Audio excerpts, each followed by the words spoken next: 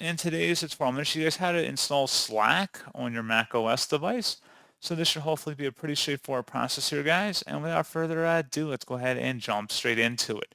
So all you have to do is select the Apple icon up in the menu bar, and then go down and select App Store. There should be an item or a search field up at the top left here. Go ahead and search for Slack and search for it. One of the best results should say Slack for desktop. Go ahead and select Get, and then you will have to enter in your App Store credentials in order to proceed, and that's pretty much it. So, as always, thank you guys for watching this brief tutorial. I do hope that I was able to help you out, and I do look forward to catching you all in the next tutorial. Goodbye.